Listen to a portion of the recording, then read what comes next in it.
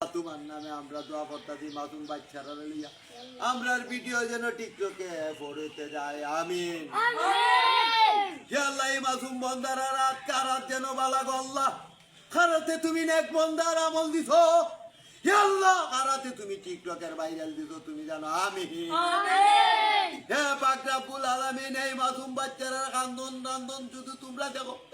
এরা রাম চুরি জাম চুরি সকল তার নেকবর হতে হইলে তুমি আমরা রে ফরিতে নেও ভিডিওটা ভাইরাল করো আমিন